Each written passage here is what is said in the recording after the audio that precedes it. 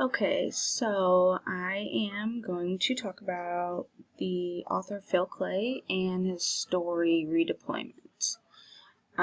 Phil Clay, he was a veteran in the Iraqi War, and he wrote a 12 short story book about different experiences that he and his friends and his family had during the war. Okay, so Phil Clay, he graduated from Dartmouth College, and he was a U.S. Marine after that, and then he continued to go into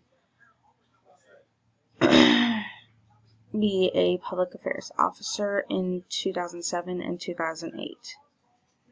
After being discharged, he received a degree from Hunter College in the city of New York, and he also wrote short stories for New York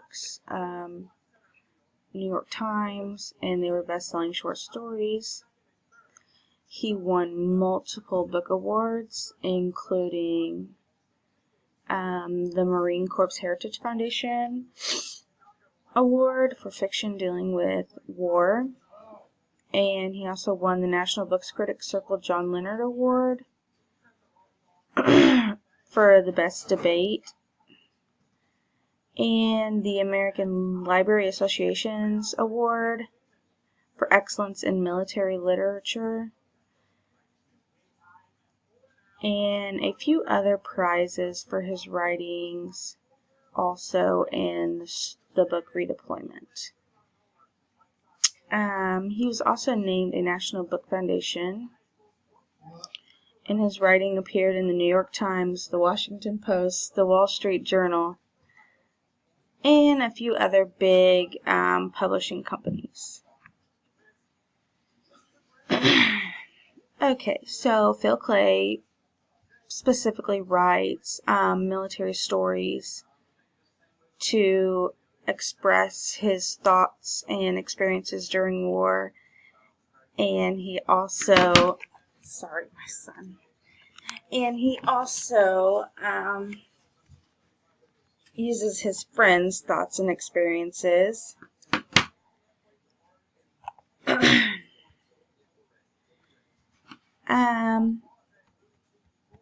okay, let's talk about Redeployment.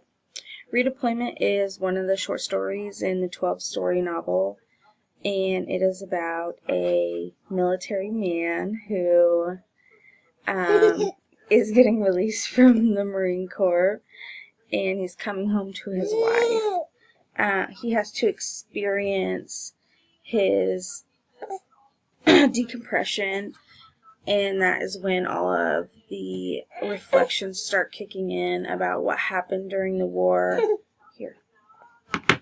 About what happened during the war, what he witnessed, what his friends witnessed, everything that they had to go through. In the story, it starts with saying, "We shot dogs," which is part of his experience in the war. They killed dogs that were eating human corpses, which really, during the whole story, he reflects on that. Killing dogs, it bothers him a lot, even after he gets home.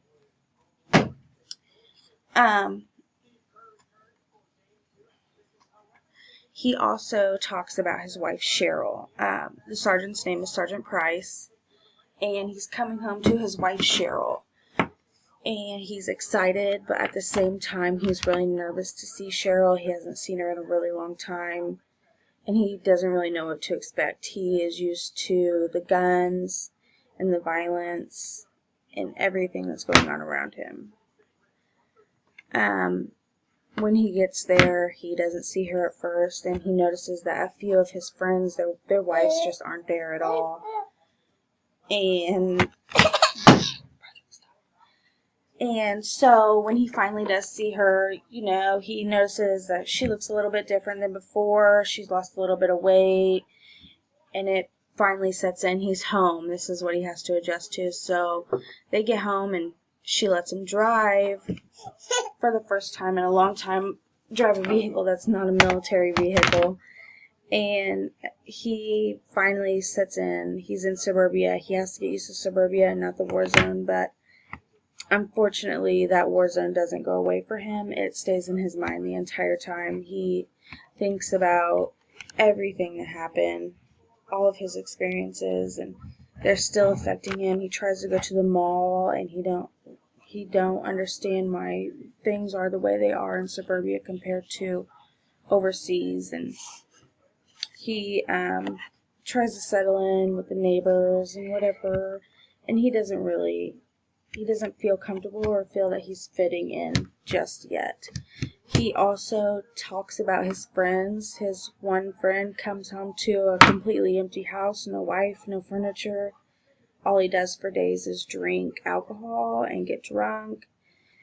And weeks after the coming home, you have to check in with your base and let them know that you're doing okay. You have to get evaluations done so that they know that you're doing okay.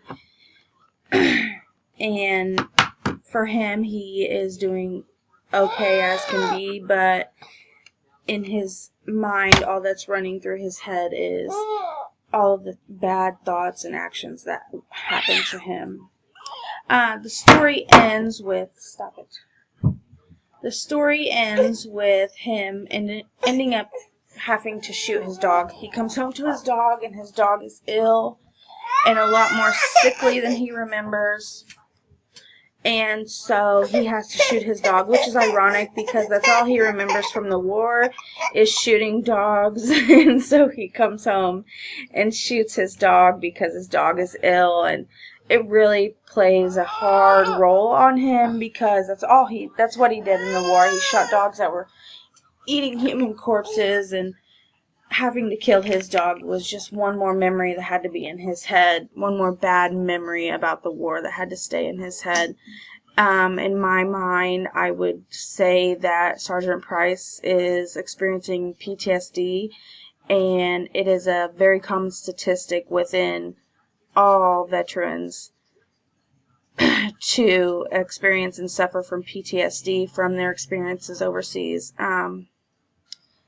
A lot of veterans go without health care and without getting diagnosed with PTSD, and so they do suffer a lot more than others, and it would be my recommendation that they would go get help. But in the story, obviously it's just a story. He doesn't go get help. He doesn't seek help. It just ends with him shooting his dog, and it is a very unfortunate story. But I would recommend this book to anyone and everyone because it is based on true life events and there's no exaggeration within the story.